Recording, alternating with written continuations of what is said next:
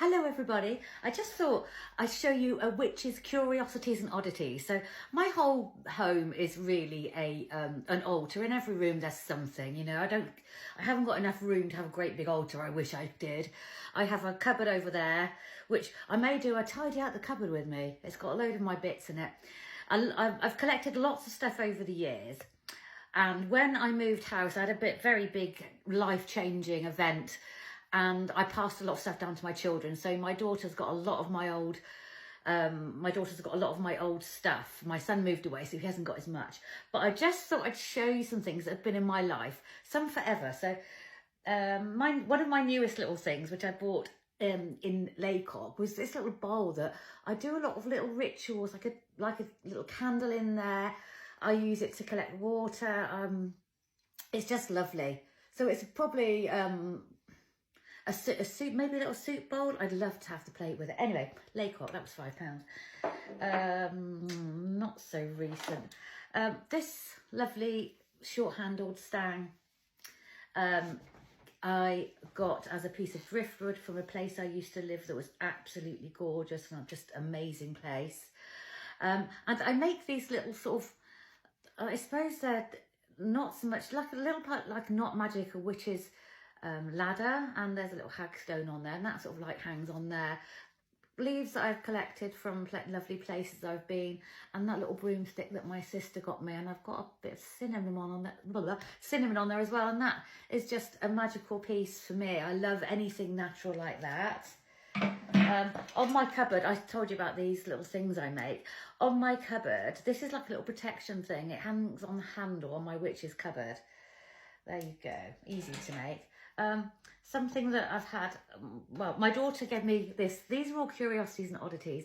Little card that stays upstairs. I've got like a dressing room, spare room, and I've got a little sort of Aphrodite, tiny little Aphrodite Venus altar there by my makeup, you know, for a bit of glamour magic. But also on that, I have this, which the story behind it is, when I was a baby, or my mum was pregnant with me 56 years ago, her neighbours were real hippie, weird teachers, and they gave her this lovely, amazing urn. I believe it is an Anatolian oil or wine urn. I don't know. I can't ever get rid of it. I thought about taking it somewhere because it's huge. But this has been in my life somewhere all my life. All my life it's been with me because it's mine. My mum said it's yours. So yeah, there's a little bit of damage on the handle, but isn't that a glorious, wonderful, amazing curio thing to have? And yeah, so that's my bit of my sort of, I say ancestor, it was my mum's. This is again something my mum gave me, and I use it as a little, it can be used as a little spirit house or something. It's just a little plated, silver plated, electroplated tin. Probably a tea caddy or a pomander. Probably not a tea caddy, then pomander. That's again, this is part of my my whole ancestry, witchy. I love folklore. I love old things, you know, I really do. So another piece of wood that I've got on a shelf upstairs. I don't know, I just love it. I don't know what to do with it. I don't want to do anything with it. Very brittle, but that is a lovely piece of I think probably a fir tree, that type thing. Okay, so the Genius Loci here, I live in Wiltshire, and this was made by an artist.